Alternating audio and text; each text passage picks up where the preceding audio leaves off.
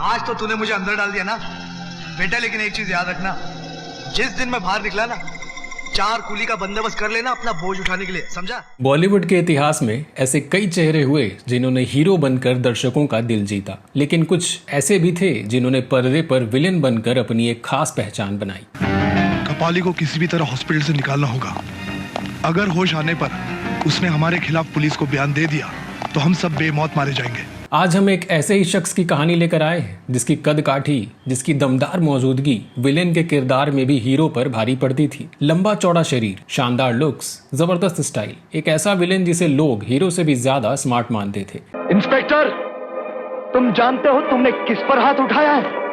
मैं किशन चंद जी का दाया हाथ हूँ। इनके डायलॉग, इनका अंदाज, सब कुछ अलग था। लड़कियां इनकी लुक्स की इतनी दीवानी थी कि इनके एक इशारे पर कुछ भी करने को तैयार हो जाती थी। गलती हो गई, अब हम इसे उठाकर नहीं ले जाएंगे, तेरी आंखों के सामने तेरी बीवी की इज्जत लूटेंगे। लेकिन क्या आप जानते हैं कि पर्दे पर जिसने अपनी दमदार मौजूदगी से दर्शकों को डराया, रुलाया और कई बार तो हीरो से भी ज्यादा तालियां बटोरी, वही शख्स असल जिंदगी में हारता चला गया। अरे जिस तबेले का दूध पिला पिला कर तेरे को इतना बड़ा किया, आज उसी तबेले को ताला मारने आ रहा है। वो कौन? लाल बादशाह बोलता है साला अपने आप को, लाल बादशाह। क्या आप अंदाजा लगा सकते हैं कि जिस कलाकार को आप एक खतरनाक विलेन के तौर पर जानते हैं, ये असल में हीरो बनने का सपना लेकर मुंबई आया था, और जब ये सपना टूटा तो शायद ये शख्स असल जिंदगी में भी विलेन बनने को मजबूर हो गया। सुना है वहाँ एक जानी सेठ बाकड़े वाले दुकानदारों के साथ बड़ी टट्टूगिरी कर रहा है, आज उसका हिसाब छुट्टा करता हूँ। इस एक्टर ने 12 गर्लफ्रेंड्स बनाई और 1 या 2 नहीं बल्कि 5-5 शादियां की, लेकिन फिर भी जिंदगी भर अकेला रह गया। वो लोग जो इस तरह तोड़ फोड़ करके अंदर आते हैं, उन्हें हमारे आदमी सर से पैर तक एक एक हड्डी तोड़कर मौत के मंजिल तक पहुंचा देते, समझे? और क्या आपको यकीन होगा कि जब इस कलाकार का निधन हुआ तो इनके पास कोई भी अपना मौजूद नहीं था और इनकी डेड बॉडी कई दिनों तक सोफे पर बैठी सड़ती रही। इस वक्त की बड़ी खबर आपको बता दें, अभिनेता और निर्माता महेश आनंद का शव उनके वर्सोवा के फ्लैट से संदिग्ध हालात में मिला है। महेश आनंद की मौत कैसे हुई ये अब तक साफ नहीं हो पाया है। तो कौन थे ये कलाकार, क्यों इनका पारिवारिक जीवन बर्बाद हो गया और किस हादसे ने इन्हें अर्श से फर्श पर लापटका, और क्यों बॉलीवुड की ऊंचाइयों को छूने के बाद ये अचानक गुमनामी के अंधेरों में खो गए, बताएंगे इस बदनसीब विलेन की जिंदगी के सभी अनसुने राज। आप बने रहिए हमारे साथ। वो तो वक्त आने पर पता चलेगा, लेकिन अगर इस वक्त यहाँ से जाना है तो टैक्स देना पड़ेगा, वो न जाओ सरकारी पुल से। इसे तुमने तोड़वाया है? अगर हमने तोड़वाया है तो जाकर दूसरा बनवा लो। 80 और 90 के दशक के बॉलीवुड में एक ऐसा चेहरा था जिसने विलेन के किरदारों को एक नई पहचान दी। लंबा कद, चौड़े कंधे और गहरी आंखें, इनकी पर्सनालिटी ऐसी थी कि ये भीड़ में भी अलग नजर आते थे। अक्सर फिल्मों में इन्हें या तो किसी सड़क छाप गुंडे के रोल में देखा जाता था या फिर किसी ताकतवर विलेन के तौर पर। इस कलाकार का नाम था महेश आनंद। गुंडागर्दी करने वालों का अपन सख्त दुश्मन है। राजकुमार से पैसे वसूल करने के लिए मात्रे से अपन ने एक पैसा भी नहीं लिया। अरे ये काम अपन ने इसलिए अपने हाथ में लिया क्योंकि ये साला राजकुमार बड़ा गलत आदमी है। महेश आनंद की जिंदगी जितनी पर्दे पर खतरनाक नजर आती थी, उतनी ही ये असल जिंदगी में उलझी हुई थी। जब ये अपने करियर के शिखर पर थे तब एक हादसे ने इनकी पूरी जिंदगी बदल कर रख दी। और यही नहीं, जिन लोगों के साथ इन्होंने जिंदगी के 20 साल बिताए, वही इंडस्ट्री इनके आखिरी पलों में इनसे दूर रही। 5 शादियां करने वाले इस कलाकार के जनाजे में इनकी सिर्फ एक पत्नी ही पहुंची और बाकियों ने इनसे किनारा कर लिया। चलिए आपको बताते हैं महेश आनंद की पूरी जिंदगी की कहानी, कैसे इनका बॉलीवुड में आगमन हुआ, कैसे इनका करियर परवान चढ़ा और फिर कैसे किस्मत ने एक ऐसा खेल खेला कि ये गुमनामी के अंधेरों में खो गए। अबे टट्टू, अपने साथ कोई टट्टूगिरी की ना तो याद रखना, ये 1000 का मैं 10,000 वसूल करूंगा।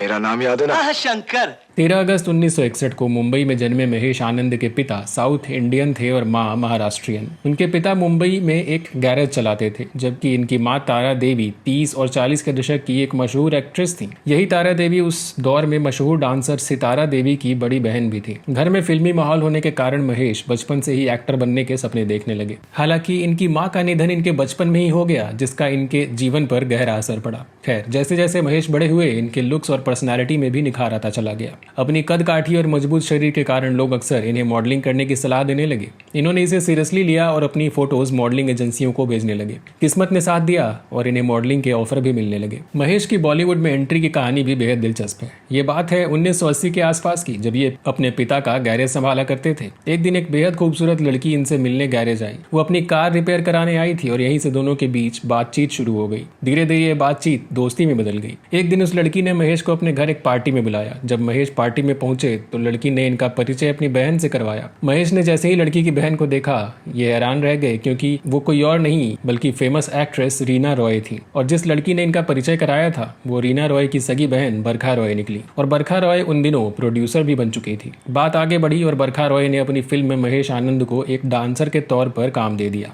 ये फिल्म थी सनम तेरी कसम, जो 1981 में रिलीज हुई थी। इस फिल्म में महेश आनंद की एंट्री बेहद अनोखी थी। अगर आपने ये फिल्म देखी है तो आपको याद होगा कि क्रेडिट्स के दौरान पर्दे पर पीछे एक शख्स डांस कर रहा होता है, वो दरअसल महेश आनंद ही थे।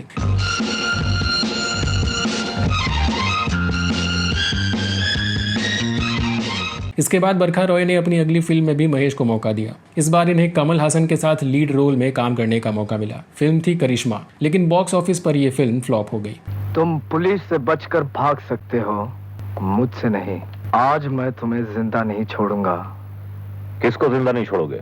ये वो दौर था जब बॉलीवुड में नए चेहरों की तलाश जोरों पर थी। इसी दौरान डायरेक्टर बब्बर सुभाष यानी बी सुभाष अपनी नई फिल्म बना रहे थे और उसके लिए ऑडिशंस ले रहे थे। महेश आनंद भी ऑडिशन देने पहुंचे। इनकी लंबी कदकाठी और मजबूत पर्सनालिटी देखकर बी सुभाष को लगा कि इनकी फिल्म के लिए ये परफेक्ट चॉइस हो सकते हैं। ऑडिशन के दौरान महेश आनंद ने बढ़िया परफॉर्म किया और बी सुभाष ने तुरंत कहा कि तुम ही मेरी फिल्म के हीरो रहोगे। लेकिन फिर सुभाष जी ने जैसे ही इनसे एक सवाल पूछा कि क्या तुमने इससे पहले कभी काम किया है, तो महेश आनंद ने ईमानदारी से जवाब दिया कि जी सर किया है। और यहीं से किस्मत ने एक नया मोड़ ले लिया। दरअसल बी सुभाष अपनी नई फिल्म के लिए बिल्कुल नया चेहरा चाहते थे और महेश आनंद ने तो पहले ही फिल्मों में काम कर लिया था। नतीजा ये हुआ कि ये रोल इनके हाथ से निकल गया और ये मिला हेमंत बिरजे को। 1985 में रिलीज हुई इस फिल्म का नाम था टार्जन। कहा जाता है कि अगर महेश आनंद को ये रोल मिला होता तो शायद इनके करियर की दिशा कुछ और ही होती, लेकिन किस्मत ने इनके लिए कुछ और ही तय कर रखा था। आपने देखा होगा दोस्तों कि स्टारडम मिलने के बावजूद हेमंत बिरजे उसे बरकरार नहीं रख पाए। दूसरी तरफ महेश की किस्मत ने इन्हें विलेन बनने की ओर धकेल दिया। 1986 में इनकी एक और फिल्म आई सस्ती दुल्हन महंगा दूल्हा, जिसमें ये लीड रोल में नजर आए थे। धंधा करने वाली लड़कियों की दलाली खाना शराफत का रास्ता है। यहाँ बांझ औरतों को बच्चा पैदा करवाने की आस दिलाकर उनके गहने उतरवा लेना शराफत का रास्ता है। यहाँ ये फिल्म इसलिए भी खास थी क्योंकि इसमें आदित्य पांचोली ने बॉलीवुड में डेब्यू किया था। हालांकि ये फिल्म भी कुछ खास नहीं चल सकी और महेश आनंद का हीरो बनने का सपना टूटने लगा। गुंडागर्दी करने वालों का अपन सख्त दुश्मन है। राजकुमार से पैसे वसूल करने के लिए मात्रे से अपन ने एक पैसा भी नहीं लिया। अरे ये काम अपन ने इसलिए अपने हाथ में लिया क्योंकि ये साला राजकुमार बड़ा गलत आदमी है। हीरो बनने का सपना टूटने के बाद महेश आनंद ने बॉलीवुड में अपनी जगह बनाने के लिए दूसरे रास्ते तलाशने शुरू कर दिए। इनकी दमदार आवाज और पर्सनालिटी विलेन के किरदारों के लिए एकदम फिट बैठती थी और 1987 में इनके हाथ लगी एक फिल्म इंसाफ। इस फिल्म में महेश आनंद माइकल नाम के नेगेटिव रोल में थे और ये फिल्म बॉक्स ऑफिस पर सुपरहिट हो गई। माइकल, वो 125 लड़कियों का लॉट जो आया था, सिवाय के सारी बिके साहब। Good Michael. इंसाफ की कामयाबी ने महेश आनंद के करियर को एक नई डायरेक्शन दे दी। इन्हें विलेन के रोल में नोटिस किया जाने लगा। मदन भारद्वाज को यकीन हो गया है कि हमसे बाजी जीतकर वो बंबई शहर का बादशाह बन गया। अगले ही साल 1988 में इन्हें अमिताभ बच्चन की फिल्म शहनशाह में काम करने का मौका मिला। डैड, ये इंस्पेक्टर सूर्य प्रताप उन दोनों से हमारे लिए ज्यादा खतरनाक साबित हो सकता है। वो कैसे? आपको याद है 2 साल पहले तपस्वी के ऑफिस के 5th फ्लोर से एक लड़की ने कूदकर मेरे कारण की थी। इसके बाद 1988 की ही एक और फिल्म गंगा जमुना सरस्वती में भी इन्होंने एक दमदार कैरेक्टर निभाया।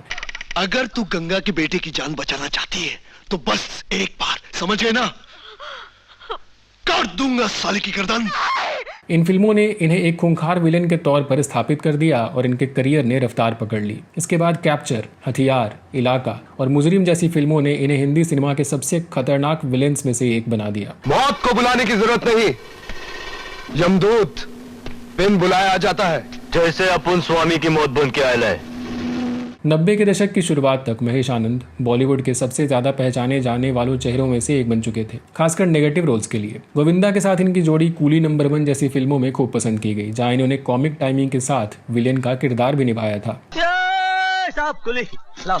और कोई सामान है? नहीं, और कोई सामान नहीं है। बस इतने से सामान के लिए कुली की क्या गरज है साहब? अरे भाई, ये तुम्हारा धंधा है, इससे तुम अपनी रोजी रोटी कमाते हो, क्यों अपने पेट पे लात मार रहे हो? हाँ? चलो। वहीं अनिल कपूर के साथ लाडला और अजय देवगन के साथ विजय पथ जैसी फिल्मों में इनका काम सराहा गया। ओहो शाका, तो ये गैरेज तुम चला रहे हो? तुम क्या ठीक करवाने आए हो? ठीक करवाने नहीं शाका, तुम्हारे गैरेज में एक नई गाड़ी आ गई है, मैं उसे लेने आया। इनकी डायलॉग डिलीवरी का अपना एक अलग स्टाइल था, भारी आवाज और रौबदार अंदाज। तुम्हारे पहले वकालत करने भी बहुत आए थे, गोबर में दबाकर मार डाला। अरे लाल बादशाह, तुम तो भाड़े के 4-5 टट्टू को ले आओगे ना? अरे हमारे फैमिली में पूरे 65 मेंबर है, 65। 90 का दशक इनके करियर का पीक टाइम था। ये लगातार बड़ी फिल्मों में काम कर रहे थे और इनकी डिमांड भी बढ़ रही थी, लेकिन इसी दौरान ये एक बड़े विवाद में फंस गए। दरअसल साल 1989 में एक रात मुंबई में अमिताभ बच्चन के घर के पास इनकी कार से सड़क पर सो रहे 3 लोग कुचले गए। ये एक गंभीर हादसा था और महेश आनंद लीगल कॉम्प्लिकेशंस में फंस गए। इस मुश्किल वक्त में अमिताभ बच्चन ने महेश आनंद की मदद की और इन्हें कानूनी पचड़ों से निकालने में साथ दिया। किसी तरह ये केस से बाहर निकले और दोबारा फिल्मों में एक्टिव हो गए। इसके बाद साल 1993 में आई फिल्म गुमराह ने इनके करियर को एक अलग मोड़ दिया। इस फिल्म में इनका एक जबरदस्त फाइट सीन था जिसने इन्हें संजय दत्त के बराबर ला करके खड़ा कर दिया।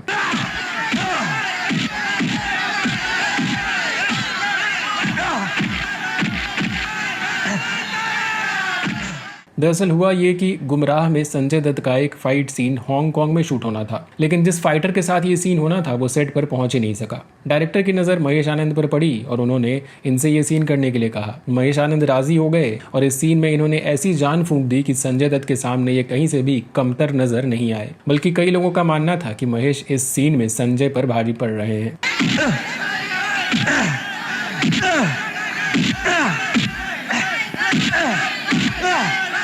गुमराह ही वो फिल्म थी जिसकी शूटिंग के दौरान संजय दत्त को 1993 के मुंबई बम धमाकों के केस में गिरफ्तार कर लिया गया था। लेकिन इसी दौरान महेश आनंद और संजय दत्त की दोस्ती भी गहरी हो गई थी। दोनों ही फिटनेस और बॉडी बिल्डिंग के शौकीन थे। लंबे बालों का स्टाइल भी दोनों का काफी मिलता जुलता था और दोनों ही जिम के दीवाने थे। इस वजह से दोनों बहुत अच्छे दोस्त बन गए। गुमराह के बाद महेश आनंद का करियर ऊंचाइयों पर पहुंच गया। ये लगातार एक के बाद एक कई हिट फिल्मों में नजर आने लगे। जब हिंदी फिल्मों में इनका करियर चमक रहा था तो इन्हें साउथ इंडियन फिल्मों से भी ऑफर आने लगे। इन्होंने तमिल और तेलुगु फिल्मों में भी दमदार विलेन के तौर पर अपनी पहचान बनाई। వద్దు వద్దు అంటుంటే దాని మెళ్ళు తాళి కట్టను, దానంతట అదే వచ్చే మెళ్ళు తాళి కట్టమని। सब कुछ बहुत बढ़िया चल रहा था, पैसा, शोहरत, दोस्त, सब कुछ था इनके पास। लेकिन अचानक इनकी जिंदगी में बदकिस्मती ने दस्तक दी और इनके करियर और जीवन में जबरदस्त भूचाल आ गया। ये घटना 1996 की है। फेमस फिल्म अग्निपथ का तमिल रीमेक शिव शक्ति बनाया जा रहा था। इस फिल्म में महेश आनंद को लीड विलेन का रोल सौंपा गया था। तभी शूटिंग के दौरान एक जरूरी हेलीकॉप्टर सीन फिल्माते वक्त एक बड़ा हादसा हो गया जिसने इनकी पूरी जिंदगी को तबाह करके रख दिया। उन दिनों स्टंट्स के लिए आज के जैसे एडवांस्ड सेफ्टी इक्विपमेंट्स भी मौजूद नहीं हुआ करते थे। जब हेलीकॉप्टर से कूदने का सीन फिल्माया जा रहा था तब कोई चूक हो गई और महेश आनंद सीधे नीचे गिर पड़े। इस हादसे में इनकी रीढ़ की हड्डी गंभीर रूप से चोटिल हो गई। चोट इतनी गंभीर थी कि डॉक्टरों ने इन्हें कंप्लीट बेड रेस्ट की सलाह दी और जब तक ये चलने फिरने के काबिल नहीं हो जाते इन्हें हिलने डुलने से और बेड से उतरने के लिए भी मना कर दिया। पूरे 1 साल तक महेश आनंद बिस्तर से हिल भी नहीं पाए। लगातार बिस्तर पर पड़े रहने के कारण इनका शरीर भी कमजोर पड़ गया। इनकी हड्डियां इतनी नाजुक हो गई कि अब ये एक्शन सीन करने या शूटिंग के लिए फिट भी नहीं रह पाए। इसी बीच इनके हाथों से सारी फिल्में एक एक करके निकलती चली गई। जिन प्रोड्यूसर्स ने इन्हें पहले साइन किया था उन्होंने भी एडवांस पैसे वापस ले लिए। जब बुरा वक्त आया तो फिल्म इंडस्ट्री ने भी इनसे मुंह मोड़ लिया। यही नहीं, इनके अपने लोगों ने भी इनका साथ छोड़ दिया। इनके सौतेले भाई ने भी इनसे किनारा कर लिया। 1 साल के भीतर ही फिल्म इंडस्ट्री और इनके करीबी लोग इनसे पूरी तरह से कट गए। महेश आनंद ने वापसी करने के लिए बहुत स्ट्रगल किया लेकिन इन्हें दोबारा काम नहीं मिल सका। धीरे धीरे ये डिप्रेशन में जाने लगे और इन्हें शराब की लत लग गई। हालात इतने बुरे हो गए कि इनके पास ऑटो रिक्शा का किराया देने तक के पैसे नहीं होते थे। इस हादसे ने सिर्फ इनके करियर को ही बर्बाद नहीं किया बल्कि इनकी निजी जिंदगी को भी तहस नहस कर दिया। महेश आनंद की पहली शादी बरखा रॉय से हुई थी जिन्होंने इन्हें इंडस्ट्री में ब्रेक भी दिया था। हालांकि ये रिश्ता कुछ ही सालों में टूट गया था और दोनों का तलाक हो गया था। इसके बाद साल 1987 में इन्होंने Miss India International Erica Maria से शादी की थी। इस शादी से इनका बेटा भी हुआ जिसका नाम त्रिशूल रखा गया। लेकिन ये रिश्ता भी ज्यादा समय तक नहीं चल सका और साल 1992 में दोनों का तलाक हो गया। बुरी तरह से टूट चुके महेश आनंद ने तीसरी बार एक्ट्रेस मधु मल्होत्रा से शादी की थी, लेकिन हादसे के बाद जब इनका करियर डूबने लगा और आर्थिक तंगी आई तो मधु ने इनका साथ छोड़ दिया। बुरे दौर से गुजर रहे महेश आनंद ने एक बार फिर अपनी जिंदगी को संवारने की कोशिश की और साल 2000 में एक्ट्रेस उषा बचानी से शादी की। इन्हें उम्मीद थी कि शादी के बाद इनकी जिंदगी में स्टेबिलिटी आएगी, लेकिन बेरोजगारी और शराब की लत के कारण ये रिश्ता भी ज्यादा समय तक नहीं टिक सका। मुंबई जैसे महंगे शहर में नशे की लत और आर्थिक संकट से जूझ रहे शख्स के साथ जिंदगी आसान नहीं थी। आखिरकार 2 साल के भीतर ही उषा ने भी महेश से अलग होने का फैसला कर लिया। अब महेश पूरी तरह से अकेले पड़ चुके थे। इन्होंने खुद को अपने फ्लैट में शराब के नशे में डुबो लिया था। काम की तलाश में जहां भी गए इन्हें हर तरफ से निराशा ही हाथ लगी थी। हालांकि किस्मत ने इन्हें एक बार फिर मौका दिया। साल 2015 में इनकी मुलाकात बेलारूस की लाना से हुई। धीरे धीरे दोनों के बीच नजदीकियां बढ़ने लगीं और दोनों ने शादी कर ली। लेकिन वीजा की समस्या के चलते लाना ज्यादा समय तक भारत में रुक नहीं सकती थी, इसलिए वो सिर्फ 4 महीने में एक बार ही महेश से मिलने आ पाती थी। इसी बीच महेश काम की तलाश में भटकते रहे। साल 2018 में इन्हें पता चला कि प्रोड्यूसर डायरेक्टर पहलाज निहलानी गोविंदा के साथ एक फिल्म बना रहे हैं। महेश तुरंत पहलाज निहलानी से मिलने पहुंचे और उनसे कोई भी रोल देने की गुजारिश की। महेश की दयनीय हालत देखकर पहलाज का दिल भी पसीज गया और उन्होंने अपनी फिल्म रंगीला राजा में इन्हें एक छोटा सा रोल दे दिया। साल 2019 में जब रंगीला राजा रिलीज हुई तो महेश बहुत ज्यादा खुश थे। इन्हें उम्मीद थी कि ये फिल्म इनके करियर को वापस पटरी पर लेकर आएगी। इन्होंने अपने एक दोस्त को अपने सेक्रेटरी बनाने तक का भी फैसला कर लिया था, लेकिन किस्मत को शायद कुछ और ही मंजूर था। दरअसल शराब में डूब चुके महेश की हालत लगातार बिगड़ती जा रही थी। इन्होंने अपना मेडिकल चेकअप कराया तो इन्हें अपनी बीमारी का पता चला। महेश आनंद मुंबई के वर्सोवा इलाके में अपने फ्लैट में बिल्कुल अकेले रहते थे।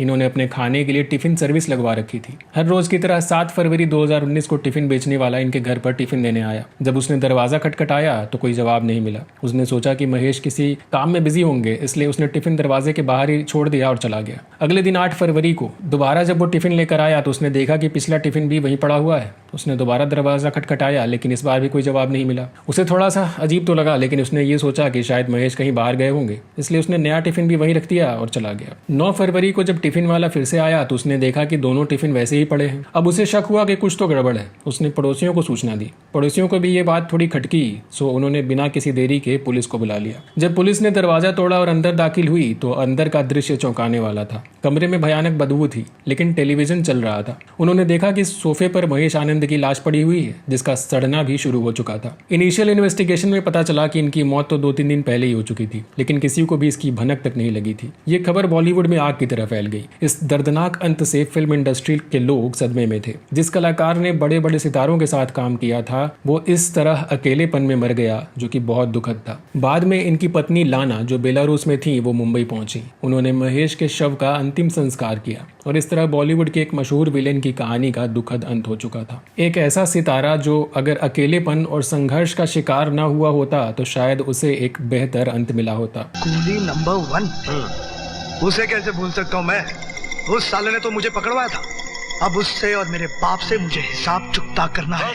महेश आनंद की जिंदगी इस बात का जीता जागता उदाहरण है कि कैसे ग्लैमर की दुनिया में सफलता और असफलता के बीच की रेखा बहुत पतली है। एक शख्स जिसने पर्दे पर ताकत, रौब और खूंखारपन दिखाया, वही असल जिंदगी में इतना कमजोर और इतना अकेला पड़ गया। इनका हीरो बनने का सपना पूरा नहीं हो सका, लेकिन विलन बनकर इन्होंने जो पहचान बनाई उसे हमेशा याद रखा जाएगा। हालांकि निजी जिंदगी की उथल पुथल, रिश्तों का टूटना और करियर का अचानक ढलान और फिर ये दर्दनाक और अकेला अंत, इनकी कहानी हमें सिखाती है कि सफलता कितनी भी बड़ी क्यों ना हो, अगर जीवन में अपने लोग साथ नहीं है तो अकेलापन आपको चुपचाप निगल सकता है। दोस्तों, आप इस कहानी से क्या सीखते हैं हमारे साथ कमेंट्स में शेयर करें। बॉलीवुड की किसी बेबाक स्टोरी के साथ अगले वीडियो में आपसे फिर होगी मुलाकात। तब तक के लिए नमस्कार।